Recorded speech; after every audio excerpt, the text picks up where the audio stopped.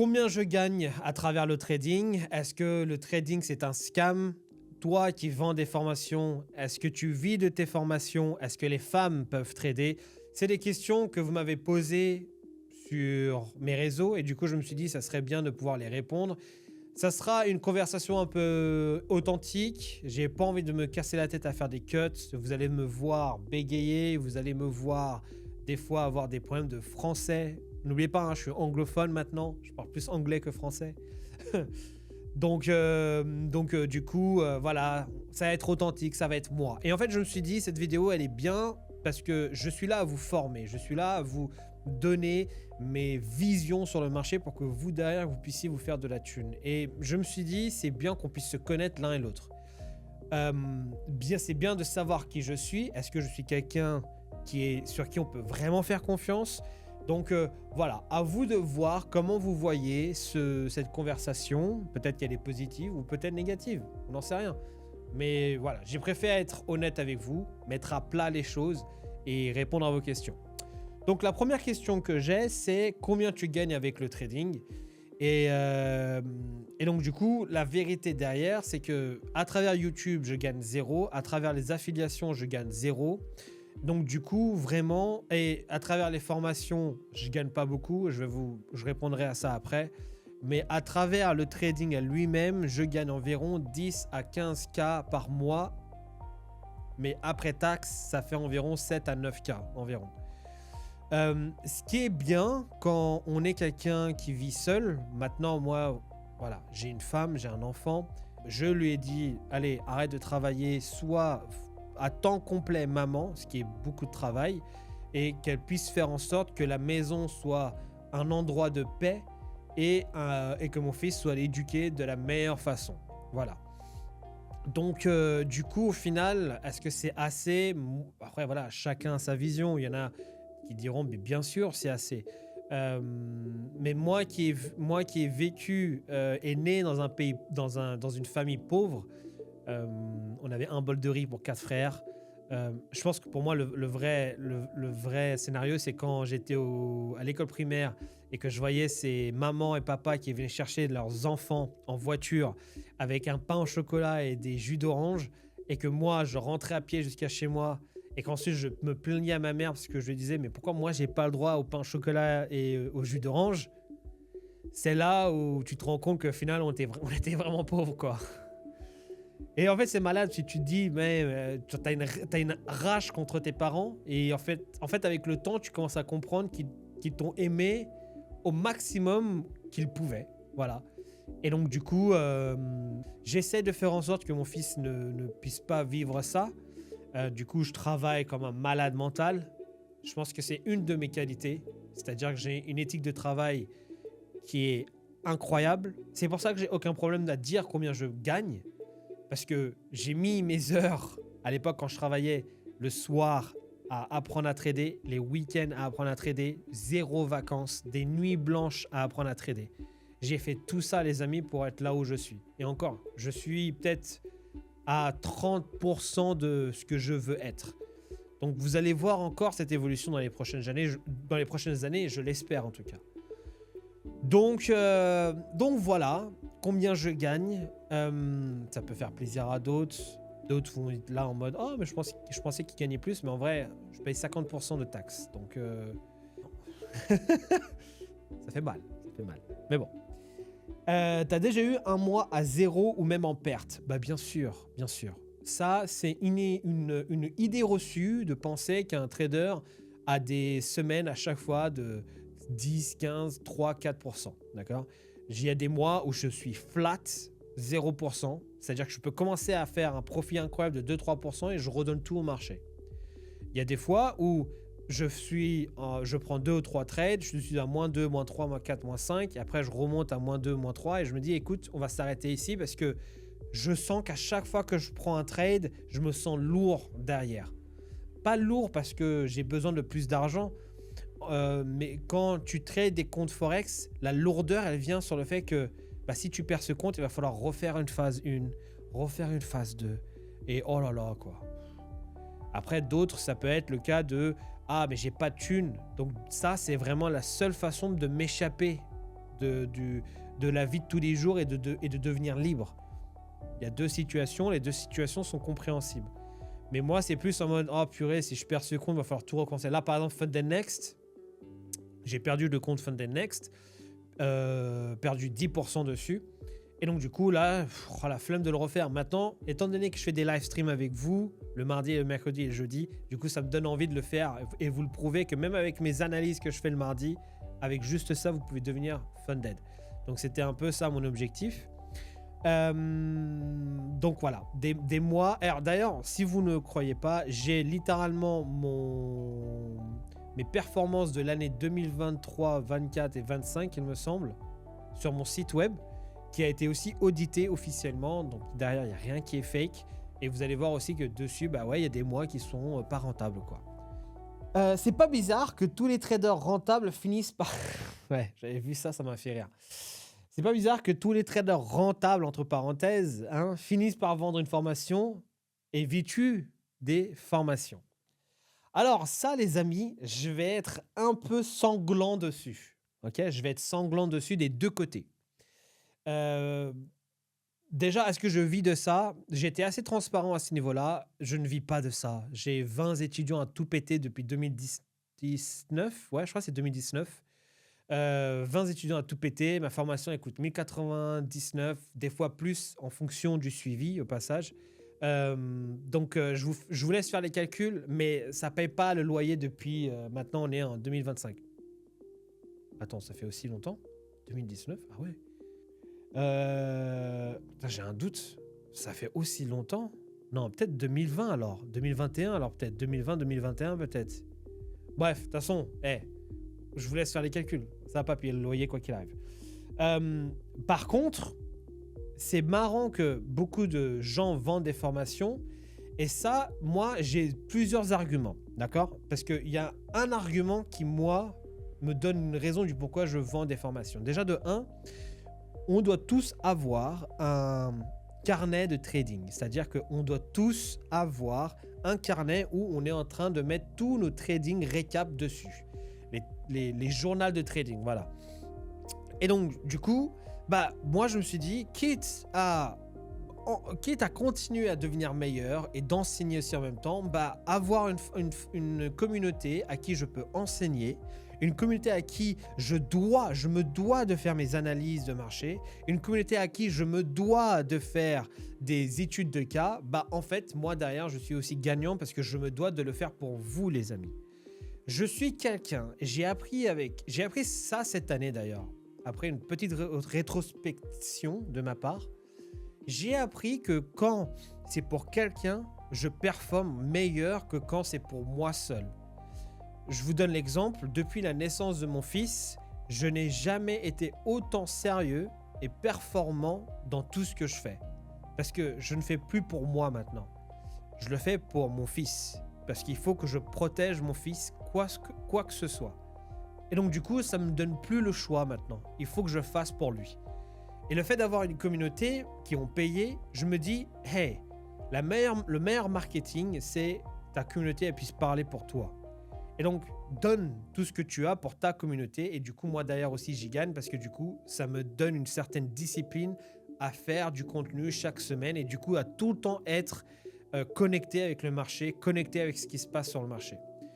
Donc, moi, c'était ma raison. Maintenant, vous en avez plein des raisons. Et ça, c'est... Je ne veux pas non plus envoyer des chiffres et envoyer des tirs à tout le monde. Mais ça, c'est 80% des gens, les amis, qui vendent une formation parce que c'est beaucoup plus rentable que trader.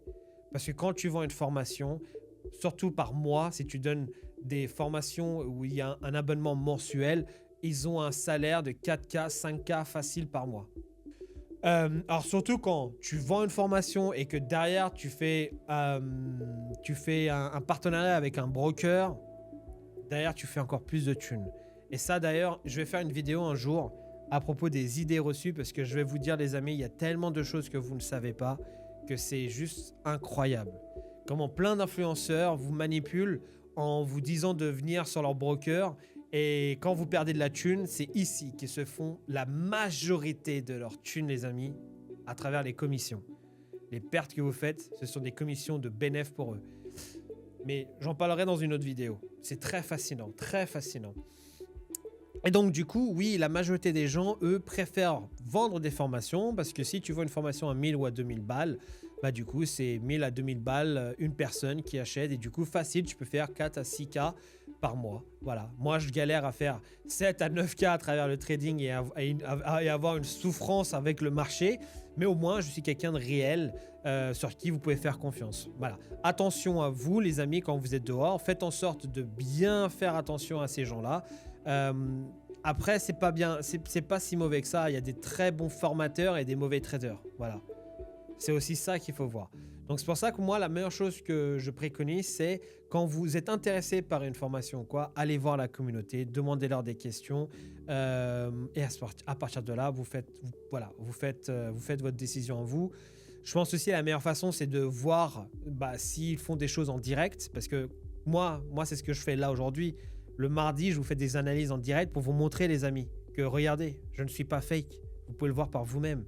Et on a pu le voir pendant tout le mois de mars, à quel point on a tué le marché. Et ça, c'est une façon de vous prouver aussi. Après, je peux vous montrer avec les payouts et des choses comme ça. Mais ça, les payouts, moi, j'ai un regard dessus dans lequel je vais en discuter après d'ailleurs. Donc voilà. J'espère que j'ai pu répondre à cette question. Et on va passer à la question suivante. Ah oui, cette question-là. Est-ce que les femmes... Oh la vache. Est-ce que les femmes peuvent trader ou percer dans le trading? Parce que c'est vraiment accès humain, l'homme, etc. Alors, il y a des gens, beaucoup de gens disent que les femmes ne devraient pas trader ou du moins n'assimileraient pas le trading comme il le faut parce qu'elles ont plus tendance à être émotionnelles. Je suis plus ou moins en désaccord avec ça. Pourquoi? Nous, hommes, on a la testostérone. D'accord? La testostérone fait qu'on a l'ego qui est beaucoup plus développé, on a l'acharnement qui est beaucoup plus développé. La testostérone fait que beaucoup de choses qu'on fait aujourd'hui dans le monde du travail ou bien dans le trading a un impact incroyable. Mais c'est aussi cette testostérone qui fait qu'on a un ego. C'est aussi cette testostérone qui fait qu'après une ou deux pertes, on a envie de reprendre un autre trade derrière. Alors oui, nous hommes, on peut avoir un meilleur contrôle de l'émotion, mais je dirais que les femmes, en termes d'émotion, elles ont une intelligence émotionnelle, surtout quand tu es devenue une femme, une mère, beaucoup plus développée que l'homme. Et ça, on le voit déjà. Nous, hommes, on a du mal à s'ouvrir aux gens à propos de nos émotions. On est une pierre. On a du mal à communiquer. Vous voyez, ça, j'aurais dû cut normalement. Les femmes, eux, elles ont beaucoup plus de facilité à contrôler leurs émotions, à être beaucoup plus en écoute avec leurs émotions et du coup avoir beaucoup plus de contrôle à ce niveau-là. Donc pour moi, en fait, je trouve pas que ça soit négatif ou bien je ne trouve pas que les femmes ne peuvent pas trader. Moi, au contraire, je trouve qu'elles peuvent le faire. Voilà, moi j'ai un autre regard. Moi je vois chaque femme comme une princesse. Moi je vous le dis, je suis un vieillard. Je suis à l'ancienne. Moi je vois chaque femme comme une princesse. Une petite boule de... Voilà, un petit truc que t'as juste pas envie qu'elle puisse aller dans cette guerre des tranchées qui est le marché. T'as juste envie qu'elle soit là, qu'elle ait une belle vie, qu'elle soit heureuse. Parce que je vous dis, moi j'ai la chance d'avoir une femme qui est joyeuse, heureuse, qui a... Même après 8 ans de mariage ensemble... même si je l'appelle là aujourd'hui, elle sera contente de me voir, elle sera heureuse. Et ça, je vous dis, pour moi, ça me rend toujours un peu émotionnel. Mais avoir ça, tu vois, c'est ce qui fait qu'aujourd'hui, ça me pousse à faire plus, à donner plus. Et donc, du coup, je trouve que, voilà, une femme qui fait ça, tant mieux pour elle. Hein. Tant mieux pour elle. Mais je trouve que elle mérite d'avoir une paix plus qu'autre chose. Je vous dis pas, hein, une femme qui, quand elle accouche... C'est là où vous comprenez, les amis. Je vous jure. C'est là où vous comprenez qu'elle mérite avec les règles. Nous, on n'a pas les règles, les frères. D'accord? Nous, on a juste un pénis qui fait que, voilà, les règles avec les crampes et tout ça. Voilà, moi, j'ai pas de sœur en plus. Hein. Mais j'en ai entendu des histoires. Et je me suis dit, c'est cool d'être un mec, finalement. Bon, allez. Alors, ça, c'est une très bonne question. Pourquoi tu ne montres pas ta voiture, ta maison, ton lifestyle? Ah oui, est-ce que tu as vraiment réussi ou tu caches quelque chose? Alors, bon, oui, j'ai une maison, j'ai une voiture. Le seul truc que je partage, c'est mes montres. Après c'est la seule que j'ai là, ici. Je partage pas tout ça parce que je veux protéger mon entourage. Voilà, c'est aussi simple que ça. Je viens, moi, de base, d'un background et d'une culture crypto, d'accord? Et je ne sais pas si vous êtes au courant en France, les amis, mais en ce moment, les gangs de crypto, c'est très, très, très, très dangereux et réputé. Je suis là pour protéger ma famille avant tout. J'ai pas envie que quelqu'un demande à qui que ce soit à ma famille une rançon ou tiens, je connais moi ton mec, etc. Donne-moi de la thune. Des choses ou me cambrioler. Ça aussi, pareil, très connu apparemment en France, les cambriolages. Donc, je me protège de tout ça. Donc, vous n'allez jamais voir quoi que ce soit qui est cher vers chez moi. Et aussi, je suis un homme de Dieu. Aussi simple que ça. C'est-à-dire que là, aujourd'hui, quand je vais mourir, je ne vais pas apporter avec moi tout ce que j'ai. Voilà. Je ne vais pas apporter mes 2 voitures que j'ai, mes montres ou le style de vie que j'ai et ainsi de suite. Quand je meurs seul. Je meurs avec Dieu. Donc, et aussi j'ai 34 piges, donc j'ai pas cette éducation. Peut-être aussi parce que je viens d'un milieu pauvre, et donc du coup j'ai un peu cette sensation de garder ça pour moi en fait. Je sais pas, je suis pas très extravagant à ce niveau-là. Peut-être que ça peut poser problème, peut-être que ça peut payer ma crédibilité. Ça peut être le cas, ça peut être le cas. Mais encore une fois, en faisant ces lives le mardi, en faisant ces analyses, en faisant, voilà, en vous donnant de la plus-value, en vous partageant quelques payouts par-ci par-là, j'espère pouvoir créer une certaine crédibilité derrière. En vrai, votre opinion est assez intéressante à ce niveau-là. Je sais que j'avais partagé un peu mon lifestyle à Dubaï à un moment donné, où j'avais quelques voitures, quelques Lambeaux et tout ça. Mais j'avais l'impression que les gens ne l'avaient pas trop aimé, parce que j'ai perdu genre 15-20 followers sur mon Telegram. Donc du coup, à ce moment-là, j'ai fait, oula, peut-être que c'est une communauté qui s'en fout un peu de ça. Donc du coup, j'ai arrêté. Donc voilà. Maintenant, des influx avec un lifestyle, vous en avez à gogo, les amis. Donc allez voir eux si vous voulez. Ouais, allez voir eux en vrai. C'est quoi la plus grosse leçon que tu as pu apprendre avec le marché? Alors cette leçon-là, elle est très très très importante. C'est que prenez jamais vos gains comme acquis. Il y a trop de fois où j'ai fait des gains incroyables et le lendemain, je me suis senti un peu comme si c'est bon. Comme si j'avais réussi à démasquer le marché. Comme si j'avais craqué le code derrière, quoi. Comme si j'étais là en mode c'est bon, je suis Neo de Matrix, j'ai tout compris. En fait, très rapidement, le marché te rendra humble. Et je vais vous dire une chose, j'ai jamais été autant dépressif. Bon, après, dépressif, c'est un grand mot. Non, je vais pas utiliser ce mot-là par respect.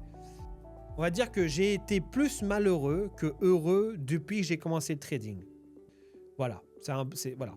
Pourquoi? Parce que le marché... Dites-vous un truc, les gars. Regardez. Voilà, je vais vous prendre ça comme exemple. Vous êtes en train de trader, c'est un profit. Mais en vrai, en réalité, est-ce que vous avez un ratio plus de profit versus break-even et stop-loss?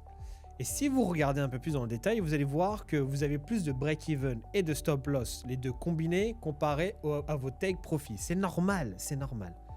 Mais d'un point de vue psychologique, surtout pour une personne comme moi qui a des RR élevés, donc des petits stop-loss, c'est difficile mentalement de pouvoir, tu vois, après 2, 3, 4, 5 stop-loss, de repartir le jour d'après en se disant, bon allez, le jour d'avant ne représente pas les jours futurs, donc allez, ça va aller frérot. Non, il faut rester humble. Il faut rester très très humble. C'est pour ça que je ne prends jamais personne de haut. Je reste carré dans mon délire, dans mon monde. Vous ne me verrez pas cracher sur quelqu'un d'autre. Parce que, en réalité, si tu trades vraiment le marché, tu comprendras que le marché te rendra humble à chaque fois. À chaque fois. Et quand tu commences à être heureux, il te rendra humble 2 fois plus. Donc ouais, au moment où tu commences à faire du trading et que tu commences à t'accrocher à tes premiers gains, tapote-toi sur l'épaule, mais l'histoire n'est pas terminée. Le chemin n'est pas terminé. On est encore loin du chemin. Donc à ce moment-là, accroche-toi encore. En fait, le chemin en vrai n'est jamais terminé. Je vais te raconter pourquoi. Parce que quand tu es un jeune trader, au début, tu rêves d'être profitable. Et quand tu deviens profitable, tu rêves de pouvoir être capable de trader sur un compte funded. Et au moment où tu es capable de trader sur un compte funded et que tu vois que tu commences à faire des résultats, ton rêve prochain, c'est d'être funded. Et quand tu es funded, ton rêve prochain, c'est d'être encore plus funded. Et quand tu es encore plus funded, ton rêve prochain, c'est d'être funded à 1 million. Et quand tu es funded à 1 million, 2 millions, et 3 millions, et 4 millions, et ainsi de suite. Donc en fait, l'être humain, l'humain insatisfait pour toujours. Et plus tu montes, plus tu level up, plus ton stress va level up aussi, et plus tes attentes vont devenir de plus en plus grandes, et plus ton anxiété aussi va devenir de plus en plus grande. C'est pour ça que aujourd'hui, je respecte les gens. Si quelqu'un est de mauvaise humeur, ou quelqu'un est en train de vivre, ou si par exemple tu croises quelqu'un qui te parle mal dans la rue, je te dirais juste laisse glisser. Parce qu'on est né d'une façon bien, on est né humain, on est né avec une bonne... On est né bien de base, d'accord? Voilà, on voit un noir ou un arabe dehors, on va pas avoir des pensées bizarres derrière, racistes ou quoi. On est né bien de base. Mais la vie fait qu'on devient de plus en plus triso, un peu con, un peu débile. Et donc du coup, tu ne sais pas ce que les gens vivent, voilà. Tu ne sais pas si la personne qui vient de te dire hey, « va te faire enculer, fils de pute, pourquoi tu m'es rentré dedans ?» Tu ne connais pas sa vie, voilà. Peut-être sa vie, son père c'est un alcoolique, drogué, et que du coup lui il le vit mal, et c'est pour ça qu'il est en train d'extérioriser ce mal vivant qu'il a en lui sur toi. Donc c'est pour ça que moi je reste toujours humble, je reste dans mon coin, je reste dans mon monde, et l'objectif c'est que si je dois mourir demain, au moins vous vous rappellerez, vous aurez une petite mémoire de moi, de mec qui était heureux, et qui vous a donné de la plus-value, qui a pu vous aider. Voilà. Donc, putain, c'était thérapeutique aussi ce que je viens de faire. Bon, allez. Donc, prochaine leçon, prochaine question, c'est t'as déjà explosé des comptes réels? Et si oui, combien? Beaucoup. Voilà, des comptes réels, j'en ai explosé à la pelle, les amis. C'est-à-dire que peut-être l'année dernière, j'ai peut-être pu en exploser 10 peut-être. Peut-être 10, ouais, environ. Ouais. Alors, je suis quelqu'un qui arrive à tenir les comptes principaux, tu vois, les comptes de base que j'arrive à bien les tenir. Après, moi, je passe dans un chemin où, quand j'en ai assez, je vais dans des comptes où je risque beaucoup plus, où je vais devenir un peu plus chaotique dessus. Tu vois, les trades où je suis assez tranquille dessus, j'arrive à faire des 7-8K par-dessus. Après, on copie ça sur d'autres comptes. Du coup, ça revient vers les 10 ou 15K. Mais des fois, il y a des comptes où je vais faire des 15K ou des 20K dessus. Et c'est là où je vais vraiment en mode degen. Je vais vraiment en mode abruti dessus. Pourquoi? Parce que on a aujourd'hui des prop firmes et il faut jouer avec les règles du jeu. On a cette opportunité d'avoir 200K, 100K accessibles à nos mains. À l'époque où, quand moi j'ai commencé à trader, je n'avais pas ça. Donc il faut jouer avec les règles du jeu. À la fois, ça crée des mauvaises habitudes. Le goal final, l'objectif final, c'est de pouvoir trader sur vos comptes perso à un moment donné. Chose que moi aussi je fais. J'ai un compte à 200K, moi tout seul. Mais au moment où j'ai commencé à trader sur mon compte 200K, je suis très vite descendu. Pourquoi? Parce que j'avais encore cette mentalité de prof firm trader en me disant si mon compte est brûlé, c'est pas grave, je vais pouvoir racheter un autre compte. Mais quand tu as un compte à toi, tu ne peux pas racheter un autre compte. C'est ta thune. Il n'y a pas de reset, on rachète un nouveau compte prof firm et on relance. Et donc du coup, ça a créé une mauvaise habitude. Donc ça m'a pris un peu de temps pour me réadapter, et c'est pour ça que là dans ma tête maintenant j'ai deux approches. Une approche un peu plus conservateur, où ces comptes-là franchement je les tiens. Le plus vieux compte que j'ai, c'est un compte de 8 mois. 8 mois. Et à la fois j'ai des comptes derrière où je suis en mode YOLO dessus. Et quand je perds un compte, très rapidement derrière je me refais funded. Pourquoi? Parce que voilà, j'ai de la chance d'avoir de la thune et donc du coup d'être agressif quand je passe mes challenges. Donc du coup, généralement, en 2 semaines, 3 semaines max, je suis de nouveau funded. Je peux comprendre que pour beaucoup de novices, vous n'avez pas ce luxe-là. Et donc, ne faites pas comme moi. Allez-y à votre rythme. Allez-y en fonction de combien de comptes challenge vous pouvez perdre par mois. D'accord? Si vous pouvez perdre 2 à 3 comptes challenge par mois, bah à ce moment-là, vous pouvez être un peu plus agressif, par exemple, sur vos comptes challenge et risquer un peu plus. Mais si vous pouvez acheter qu'un seul compte challenge par mois, alors à ce moment-là, soyez un peu plus conservateur. Prenez un peu plus votre temps. Donc ça dépend, voilà. Ne faites pas comme moi. Je suis assez bête à ce niveau-là. Au passage, d'un point de vue légal, je vais dire une chose. Je suis quelqu'un de bête. Je ne connais rien à propos du trading. Ne m'écoutez jamais. Toutes les analyses que je fais, moi, je suis un pur joueur de casino. Donc, ne m'écoutez jamais, d'accord? Maintenant, si vous m'écoutez, voilà, c'est que vous êtes aussi abrutis comme moi. On est tous bêtes. Mais ne jamais m'écouter. Je ne sais rien. Je ne connais rien, moi, du trading. Je suis un idiot. Je suis un idiot fini. OK? Je suis super bête. Alors, ne m'écoute pas, frérot. Voilà, d'un point de vue légal, il faut se protéger. Bon, allez. Bon, prochaine question. Pourquoi les traders francophones parlent toujours plus qu'ils ne montrent? Ouais, ça, c'est bon, je crois que j'ai plus ou moins répondu à ça. Ton plus gros trade ou payout avec preuve? Oh! Ah ouais? J'ai un screenshot. Je vais le mettre ici. Boum, ça, c'est le screenshot. FTMO 20K. C'était sur EURUSD long. Si je trouve des screenshots, je le mettrai aussi sur ma gueule, là. Boum, comme ça. Mais sinon, ouais, non, c'était 20K. C'était il y a quelques mois de ça. Ouais, et c'était mon plus gros payout. Bon, allez, on va se faire une petite dernière question, les amis. La dernière question, c'est... Alors, attendez, j'étais en train de lire une question et je viens de voir un commentaire sur ma chaîne YouTube qui m'a fait un bien de fou. Et je le mets ici. Là, quelque part. Et merci beaucoup. Et franchement, je vais te le dire avec sincérité, je suis tout seul dans tout ce que je fais. J'ai pas forcément une équipe ou quoi. J'espère avoir une grosse équipe à un moment donné. Travailler et collaborer avec d'autres francophones. Franchement, taguer ces gens-là. Moi, j'adorerais travailler avec d'autres Français, en fait, de cette communauté. J'adorerais vraiment.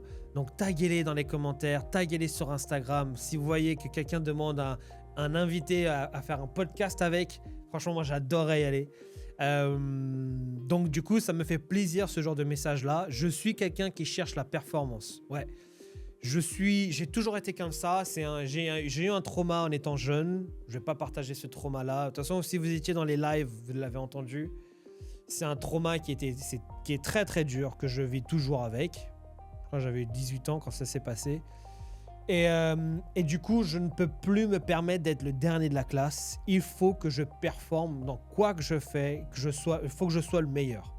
C'est pour ça que je me tue à avoir un studio comme ça. Je me tue à être un des meilleurs traders. Je me tue à pouvoir vous donner la meilleure des éducations ou vous faire quoi que ce soit. Je veux être le numéro 1. Peut-être qu'un jour, je serai... voilà, ce trauma partira. Mais ce genre de message-là, moi, franchement, des fois, ça me rend émotionnel. Bref, voilà. Quand t'es papa, tout te fait pleurer maintenant. Faut le dire. Et mon niveau de testostérone, il est bien élevé. Ce qui est bien. Mais merci beaucoup, c'est ce qui me donne vraiment la motivation dans tout ce que je fais. Je prends ça. Je prends ça comme si c'était des Kinder, hein, les gars. Et vous avez pu voir comment je suis gros, hein. J'en mange. Hein. Bon, allez, dernière question. La dernière question. C'est quoi tes prochaines étapes? Parce que je te suis depuis AstroFX. Wow. Ah ouais, AstroFX. Et t'as fait que de level up chaque année. C'est quoi, du coup, toi, comment tu te vois d'ici 5 ans? Waouh, son français, il était bizarre, mais en gros, c'est ça. Comment tu te vois d'ici 5 ans et ton évolution? Oui, c'est vrai que j'ai été vachement plus public avec AstroFX. Comment je me vois? Avoir une communauté française où je suis là à former, c'est vrai que ça serait pas mal. Parce que du coup, je me dirais, j'ai pu changer des vies de plein de personnes. Là, le fait d'avoir une vingtaine d'étudiants, déjà, moi, et le fait de savoir que 90% de ces personnes-là sont funded ou bien ont été funded au moins une fois, c'est pour moi déjà une preuve des réussites. Donc moi, en tant qu'humain, ouais, je pense que avoir une grosse communauté, c'est ce qui moi m'aiderait, c'est ce qui me sentirait bien.